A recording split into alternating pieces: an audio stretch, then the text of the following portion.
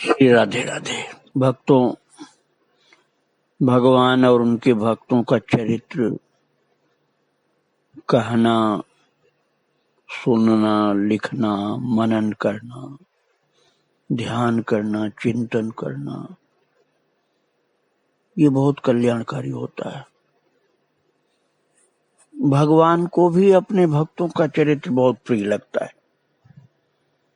इसलिए मुझे कई भक्तों ने अनुभव अपना बतलाया कि वो अपने ठाकुर जी को रात को शयन के समय में भक्त चरितावली सुनाते हैं, जो यूट्यूब में आप सुन रहे हैं। यही भक्त चरितावली वो अपने ठाकुर जी को सुनाते हैं रात में सोने के टाइम पर। और मैंने एक बार आपको बतलाया था कि कनक भवन में अयोध्या जी में रात को भक्तमाल सुनाया जाता है भगवान को सोने के टाइम पर। तो भक्त चरित्र भगवान को बहुत प्रिय है। और श्री ब्रज मंडल में अवध बिहारी लाल कपूर जो भक्त हुए, उन्होंने भक्तों के चरित्र को ब्रज के भक्त नाम की पुस्तक में लिखा। सबसे पहले उसी पुस्तक का ही दर्शन मुझको मिला था, भाग 1, भाग 2, भाग 3। उस समय ये पुस्तक इनकी प्रकाशित होती थी श्री कृष्ण जन्म स्थान मथुरा से। बड़ा अच्छा वहां का ये कार्य चलता था पब्लिकेशन का। बाद में इनकी पुस्तकें इस्कॉन से प्रकाशित होने लगी और अब तो उनका खुद का निजी प्रकाशन है, वहीं से उनकी पुस्तकें निकलती हैं। और भी पुस्तकें उनकी हैं ब्रज भक्त के अलावा भी। तो बहुत अच्छे विद्वान और भक्त थे। मैं उनके युवावस्था की घटना सुना रहा था आपको कि किस प्रकार से वे एक अद्वैत वेदांती से शुद्ध भक्ति मार्ग के अच्छे महान साधक बन गए।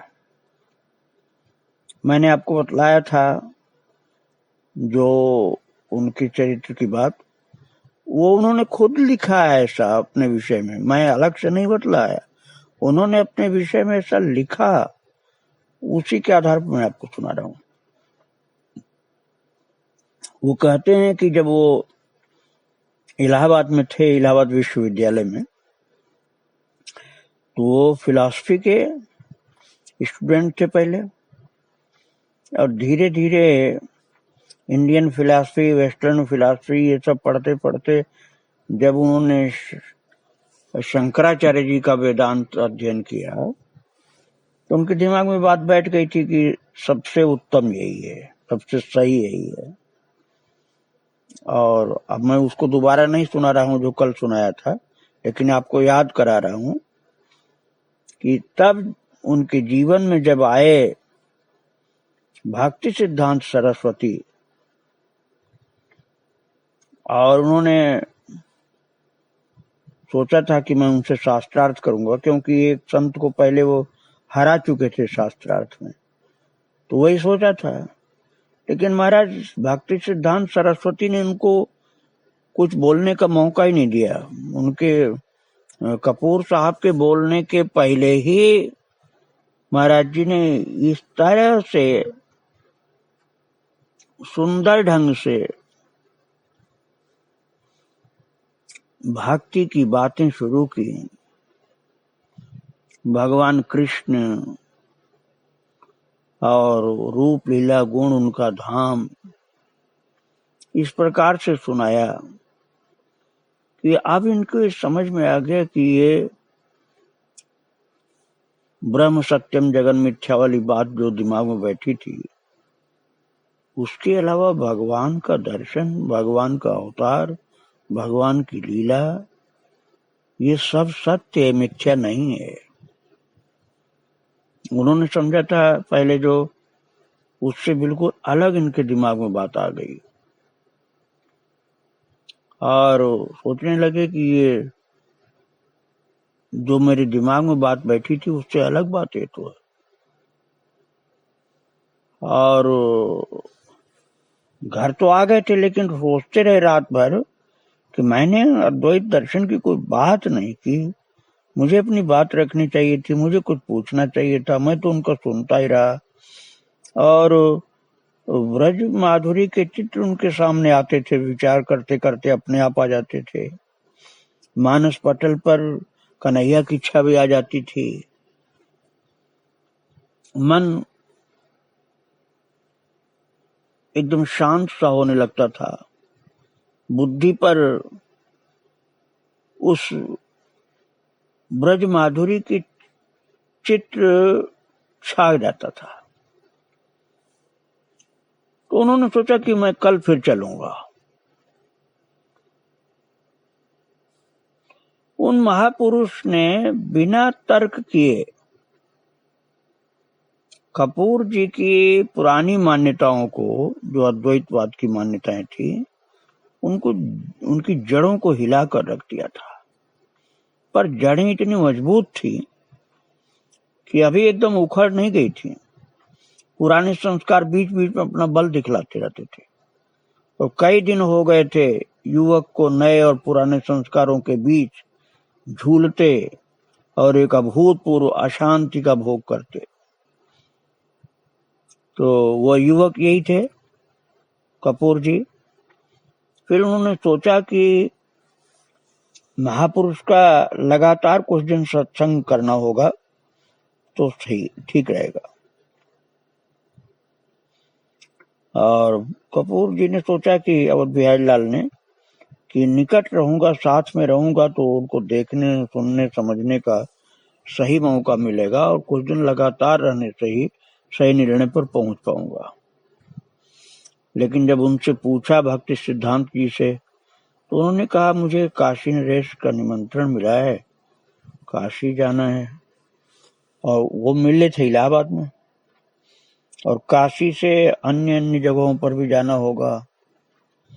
अब इलाहाबाद में नहीं रुकना था उनको। तो अवध बिहारी लाल कपूर जी ने कहा कि आपकी अनुमति मिल जाए तो मैं आपके साथ चलूं। तो अनुमति मिल गई और वो लगभग 1 वर्ष तक साथ रहे। काशी गए, फिर उसके बाद जहां जहां वो गए हर जगह गए। कलकत्ता गए, दार्जिलिंग गए, सत्संग में उनके साथ ही रहे।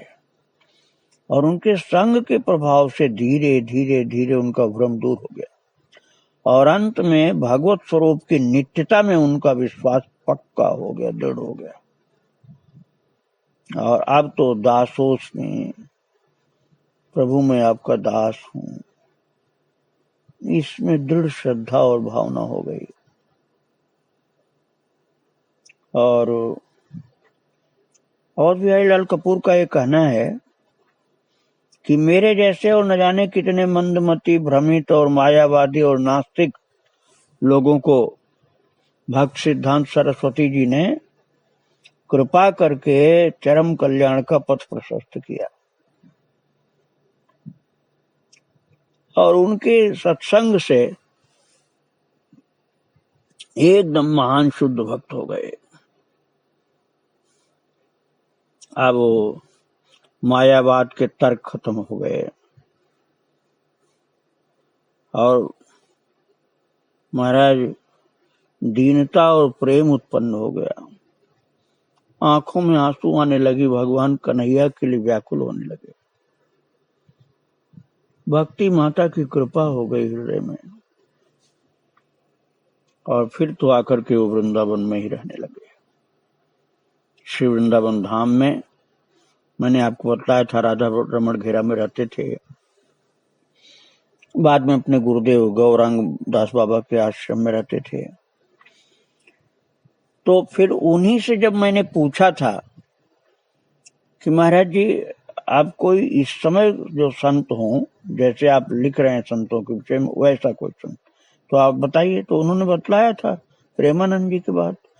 तो मैं प्रेमानंद का दर्शन करने गया और वो नथीराम शर्मा के जो राजधारी, उनके मकान में रहते थे। तो महाराज जब मैं उनके घर गया तो मैंने पूछा नथीराम शर्मा से, उनके परिवार के लोगों से, कि बाबा प्रेमानंद जी का दर्शन मैं करने आया हूँ, कहाँ है? तो नीचे वो कोठरी में अंधेरी सी कोठरी थी, ज्यादा लाइट आज का इंतजाम वहां नहीं था, उसमें थे, वो भजन कर रहे थे। महाराज उस समय, अब ये बात होगी ना, सन 81 की बात है ये, तो लगभग 40 साल होने वाले। तो उस समय बाबा स्वस्थ थे बिल्कुल, शरीर स्थूल था लेकिन खूब चलते फिरते थे, रोजाना बांके बिहारी का दर्शन करते थे, भक्ति भाव में लगे रहते थे। तो मैंने पूछा बाबा से कि आप तो, कपूर साहब बता रहे थे कि आपने चैतन्य चरित लिखा है, जिसके आधार पर चैतन्य लीलाएं यहाँ पर होती हैं। आपके विषय में बता रहे थे कि पहले बंगाल के लोग आते थे तो 2-3 दिन में बंगला भाषा के बोल करके चैतन्य महाप्रभु की लीला करके चले जाते थे। तो वृंदावन में लोग समझ ही नहीं पाते थे, कुछ बंगाली लोग समझते थे उनकी बातें, यहाँ के लोग नहीं जानते थे। तो आपने ही जो चैतन्य चरित लिखा है, सुना है कि 4 खंड में है, उसी से यहाँ वृंदावन में अब रास मंडलियां जो हैं चैतन्य लीला करती हैं। तो आपको ये प्रेरणा कैसे हुई महाराज जी? बड़े प्रसन्न चित्त, बहुत खुश दिल, बहुत ही स्नेह से मुझे अपने पास बैठाए। तो पहले तो वहीं रहते थे नीचे, वो एक कोठरी सी थी। बाद में जब उनका थोड़ा चलना फिरना कम हो गया तो रास वालों ने अपने घर में ऊपर उनके लिए एक कमरा बना दिया, वहीं रहते थे। तो महाराज बाद में तो बाबा का शरीर ऐसा हो गया था, 90-95 साल के होंगे, तो वो चल फिर नहीं पाते थे, बस वहीं खड़े नहीं हो पाते थे, बैठे बैठे चलते थे ऊपर, और एकदम हंसते रहते थे, जरा सा भी मन पर दुख नहीं। तो चेहरा ऐसा था उनका कि क्या किसी साज सज्जा वाले, मेकअप करने वाले का हो ही नहीं सकता कभी। ब्यूटी पार्लर में चाहे जितना आप सजावट कर लें, इतनी दमक, इतनी चमक चेहरे पर नहीं आएगी जैसे प्रेमानंद जी के चेहरे पर थी। एकदम गौर वर्ण, लालिमा युक्त चेहरा, और थे वृद्ध, 90 साल के। चमक आती थी, चमकता था चेहरा उनका, और उस पर मधुर मुस्कान, और खड़े तक नहीं हो पाते थे बाद में। तब जब मैं बाद में दर्शन करने, शुरू में तो खूब चलते थे, रोजाना बांके बिहारी जाते थे, फिर उसके बाद फिर लोग उनको पकड़ के ले जाते थे जब सही नहीं चल पाते थे, फिर बैठ बैठ के कहीं बैठ गए फिर चले, बैठ गए फिर चले, फिर बाद में जाना बंद हो गया। तो खूब हंसते थे, कहते थे कि मैं अपने इन्हीं पैरों से कैलाश पर्वत गया, मानसरोवर गया, अमरनाथ गया, कहाँ कहाँ नहीं गया, हिमालय के ऊपर गया, और आज मेरे लिए जीना उतरना ही और इस पर चढ़ना ही हिमालय से भी बड़ा हो गया। और फिर खूब हंसते थे, ऐसा नहीं कि दुखी होते थे। आंखों में उनके आंसू तब आती थी जब भगवान की चर्चा करते थे, बस अपनी चर्चा करते थे तो खूब हंसते थे। शरीर की नश्वरता उनको प्रत्यक्ष दिखलाई पड़ती थी, शरीर के दुख को लेकर कभी भी दुखी नहीं होते थे। हंस करके कहते थे यही शरीर वहां चला गया था, अब यही यहाँ नहीं उतर पा रहा, थोड़ा दिन बाद खत्म हो जाएगा, और खूब हंसते थे। फिर ये भगवान का खेल है, ऐसे बोलते थे। और जब भगवान की लीला की बात आती थी तब रोते थे, भाव विभोर हो जाते थे। और कोई भक्त भाव से उनकी सेवा करे तो नाराज नहीं होते थे, बड़े सरल। मुझे याद है मेरे साथ कानपुर मेडिकल कॉलेज के डॉक्टर MP मिश्रा, उनकी पत्नी सीमा, डॉक्टर सीमा मिश्रा, ये लोग भी थे। तो ये लोग खूब चरण सेवा बाबा की, कि बाबा बड़े प्रसन्न, और सत्संग की बात सुनाते जाते थे। भागवत के तमाम श्लोक उनको याद थे, और संतों को कितना संग किया था, प्रेम विभोर रहते थे, बड़े भावपूर्ण। भक्तों, प्रेमानंद जी महाराज ने जो चैतन्य चरित्र की पुस्तकें लिखी, मोटे मोटे 4 खंड है, वो नाटक के रूप में लिखा है। पूरा का पूरा नाटक है, शुद्ध हिंदी में है,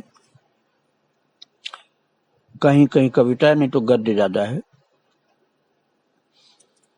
तो पहले उन्होंने जिस मंडली को सिखाया वो ज्यादा प्रसिद्ध नहीं हुई, फिर हरिगोविंद की मंडली बहुत प्रसिद्ध हुई, फिर उसके बाद तो बहुत लोगों ने सीखा।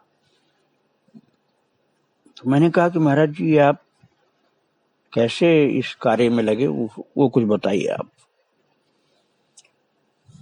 लोग उनको समझते थे कि ये नेपाली हैं या पहाड़ के हैं। तो मैंने एक दिन पूछ ही लिया कि महाराज जी लोग आपको नेपाली समझते हैं? तो हंसने लगे, बोले मुझे लोग नेपाली समझते हैं, लेकिन मैं देहरादून का हूँ, शरीर मेरा। और बोले कि मैंने पूछा आश्रम नहीं बनाया आपके तो बहुत भक्त हैं, बहुत रास वाले हैं, बहुत सेठ लोग हैं, आपने आश्रम नहीं बनाया? बोले मैं आश्रम नहीं बनाया, आश्रम बनाने से मेरी स्वतंत्रता खत्म हो जाती है, इसीलिए शिष्य भी नहीं बनाया कि शिष्यों के पराधीन होना पड़ता मुझको। यहाँ रास वाले के मकान में रहता हूँ निश्चिंत, और शरीर छूट जाएगा सब खेल खत्म, भगवान के पास जाना हमको, ऐसे बोलते थे। उन्होंने बताया कि वे श्री वृंदावन धाम में जो अखंडानंद आश्रम के पास में एक है कलाधारी आश्रम, बड़ा पुराना है, 2100 साल पुराना। बोले इसमें रहते थे वो, बांसों की झुरमुट में झोपड़ी सी रहती थी, उसमें रहते थे।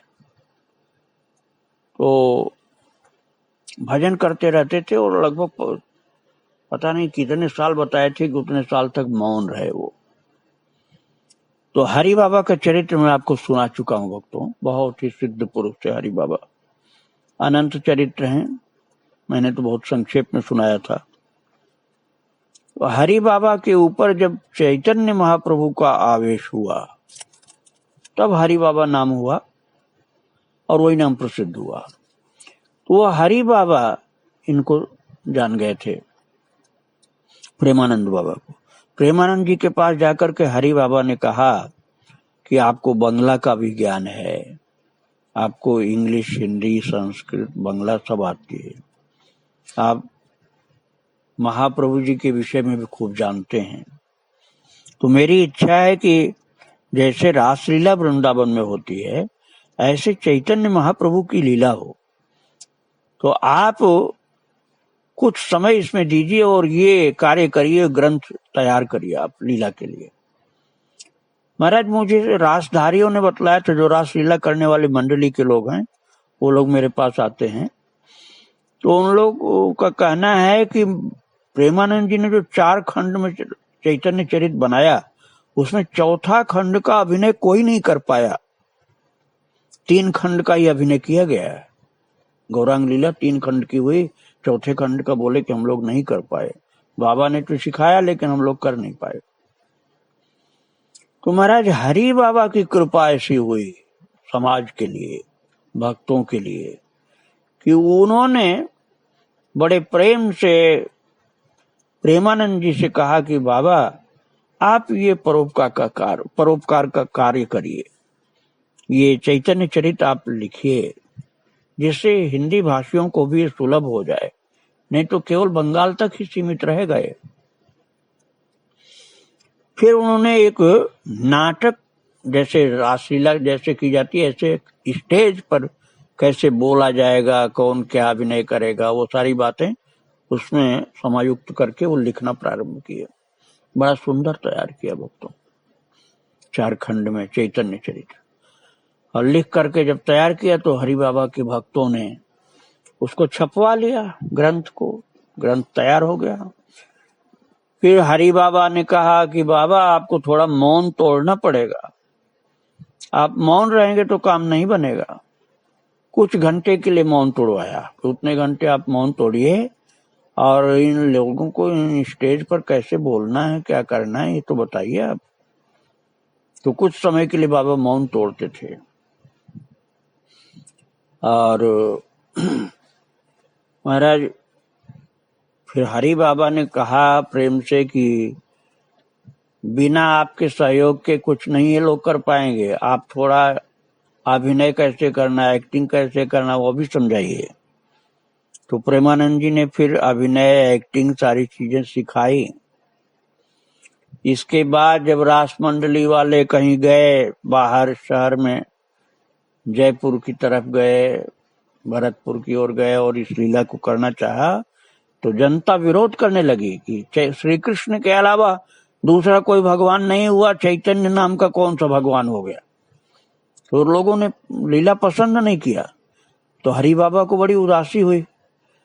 हरि बाबा ने बुलवाया इनको वृंदावन से और कहा आप जो तैयार किए ग्रंथ ये लोग जानते नहीं हैं, तो लीला के पहले आप प्रवचन करिए और बताइए कि चैतन्य महाप्रभु कौन थे। तब प्रेमानंद जी स्टेज पर लीला होने के पहले, गौरांग लीला के पहले प्रवचन करके बताते थे कथा, उसके बाद गौरांग लीला की जाती थी। और तब लोग धीरे धीरे धीरे इस बात को समझ पाए कि चैतन्य महाप्रभु भगवान के अवतार थे। फिर लोगों ने भाव से लीला देखना प्रारंभ किया भक्तों। इसके पहले तो बड़ी तपस्याएं की थी बाबा ने। बाबा एक बार हमको बता रहे थे कि एक बार वो कैलाश जब जा रहे थे, बहुत पुराने जमाने की बात, आज की जैसी सुविधाएं कहीं नहीं थी कुछ भी, न हवाई जहाज जाते थे, न कोई गाड़ी मोटर और न कोई साथ में, बिल्कुल अकेले गए थे। तो बोले कि ऐसे क्षेत्र से उनको जाना पड़ा जहां मनुष्यों को ही मार के खाने वाले लोग थे, नरभक्षी लोग। और वहीं पर वो पहुंच गए रास्ता पूछने के लिए एक झोपड़ी में कि मुझे कैलाश पर्वत का रास्ता बता दीजिए।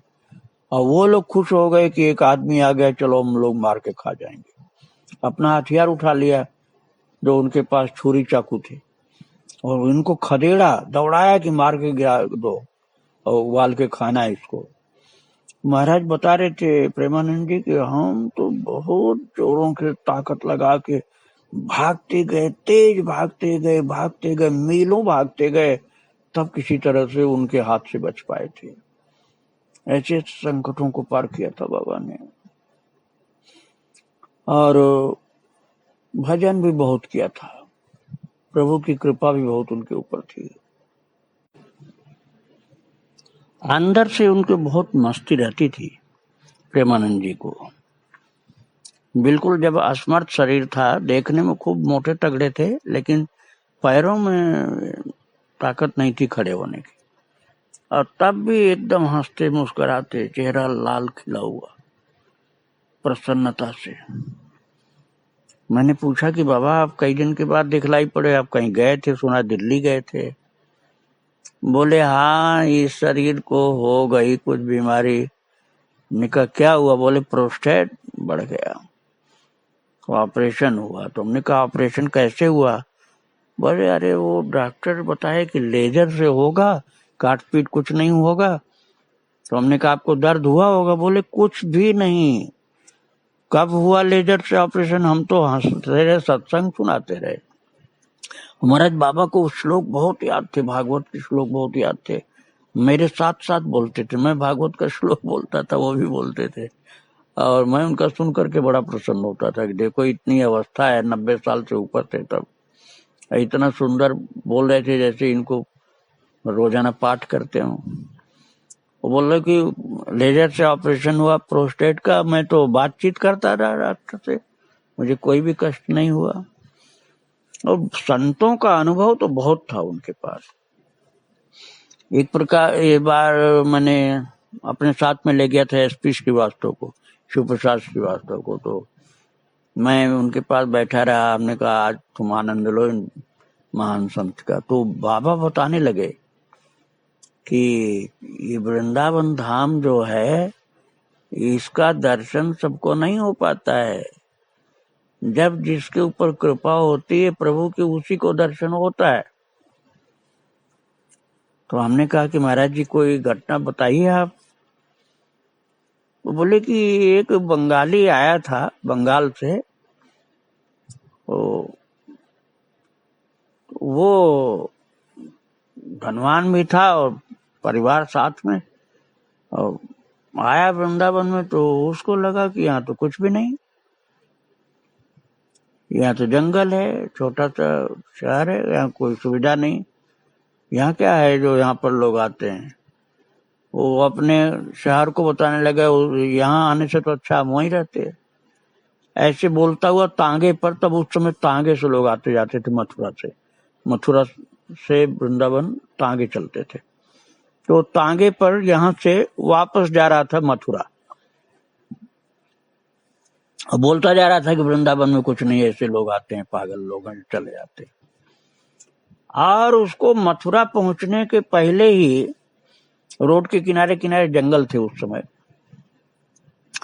तो उसको भगवान की झांकी हो गई, और ऐसी सुंदर सी झांकी उसको दिखलाई पड़ी भगवान की जंगल में। प्रेमानंद जी ने बताया कि वो तो तांगे से कूद पड़ा, तांगा रुकवाया, कूदा, और अपने साथ वालों को बोला जाओ तुम लोग कलकत्ता और बंगाल, अब मैं नहीं जाने वाला हूं। महाराज सब कुछ सामान उमान छोड़ करके, प्रेमानंद जी बाबा बता रहे थे कि तुरंत तांगे से उतर करके वो पैदल वृंदावन आ गया, और लौट करके फिर कभी नहीं गया। ऐसी कन्हैया ने झांकी दिखाई कि 1 मिनट में नास्तिक से भक्त हो गया वो। इतने महान पुरुष थे। गौरांग लीला को हिंदी में जन्म देना या हिंदी में प्रचलन करना, प्रचार करना, उसको सृजन करना, ये सब उन्हीं का कार्य था। लेकिन फिर भी उनके विषय में अखबारों में नहीं आता था उस समय। हाँ, जब शरीर उनका छूटा था आज से लगभग 20 वर्ष पहले, तो मैं तो अखबार पढ़ता नहीं था, तो मुझे लाकर एक व्यक्ति ने अखबार दिखाया, वृंदावन समाचार में एक छोटा सा समाचार निकला था बाबा के शरीर छूटने का। बहुत ही महान भक्त थे, प्रेम विभोर रहते थे, और मैंने देखा उनकी आंख से आंसू तभी गिरती थी जब भगवान की चर्चा होती थी। वैसे अपने दुख की बात में कभी भी दुखी नहीं होते थे। मैं महाराज जी के, प्रेमानंद जी का दर्शन करने जाता था, तो मैं सोचता था और भी भक्त लोगों को इनके दर्शन की प्राप्ति हो। तो मैंने एक बार एसपी श्रीवास्तव के साथ तेज सावलानी को भी भेजा था, वो भी दर्शन की थी, आश्रम की सेविका। और इसी तरह से और भी जो लोग मेरे पास आते थे और कहते थे कि किसी महान संत का दर्शन करना है, तो मैं प्रेमानंद जी के पास भेजता था। और अब वो तो लगभग 20 साल पहले जा चुके। उसके बाद मैं जब से YouTube में डाल रहा हूँ, तो अब लोग आते थे तो मैं देवी माता के पास भेजता था, जो वीण विनोद कुंज सेवा कुंज के पास पे रहती थी, बालकृष्ण दास बाबा की शिष्या, महान सिद्ध थी वो। उनकी चरितावली मैं डाल चुका हूँ YouTube में, देवी माता की चरितावली, संत माता देवी माता की चरितावली। अब भक्तों, अभी थोड़े दिन पहले देवी माता जी भगवत धाम चली गई, वृंदावन धाम में शरीर छोड़कर। अब महाराज नेक से बाबा थे, अभी उनका भी महाप्रयाण हो गया भगवत धाम के लिए। रास मंडली वाले जो गौरांग लीला करते थे, वही लोग बाबा के सेवक थे। बाबा किसी से कोई धन या कोई वस्तु नहीं लेते थे। कोई बहुत प्रेम से दे जाता था तो मना भी नहीं करते थे। अपनी ओर से कोई उनकी डिमांड नहीं होती थी।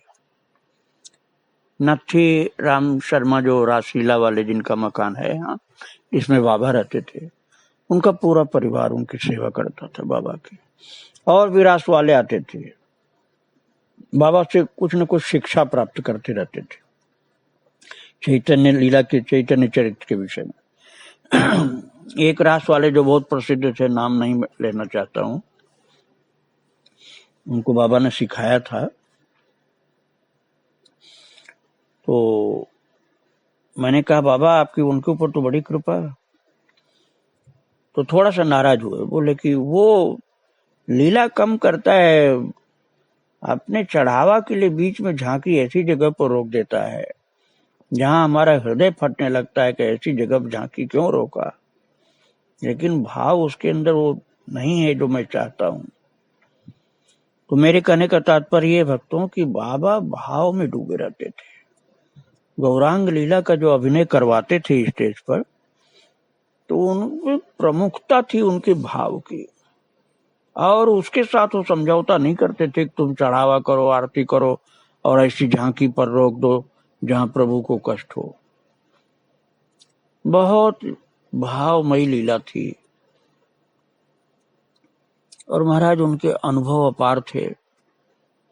मैंने तो बहुत बार उनका दर्शन किया, प्रणाम किया, सेवा तो बहुत ज्यादा। मैंने पूछा कि बाबा कोई दवाई आपके लिए चाहिए, दवाई ले लीजिए, पैसा आपको नहीं लेना है। तो बाबा कभी कभी कोई दवाई बता देते थे कि ये च्यवनप्राश, या कोई दवाई बता देते थे कि ये आप ला दीजिए मेरे लिए। तो हम लोग वही चीज उनके लिए लेकर जाते थे। बहुत त्यागी पुरुष थे। वो चाहते तो कितने आश्रम बना लेते, कितने शिष्य बना लेते, लेकिन ये सबसे उनका मन ही नहीं था ये सब करने का। विरक्त थे। एक भी शिष्य नहीं बनाया और कोई भी कुटिया कहीं नहीं बनाई, एक कमरा भी नहीं बनाया, और पूरा जीवन भजन किया बाबा ने। परिवार उनका नहीं था, वैवाहिक जीवन नहीं था, विरक्त ब्रह्मचारी संत थे वो। सच्चे सन्यासी वेश में थे, सन्यासी भी थे और सच्चे भगवत भक्त और प्रेमी थे।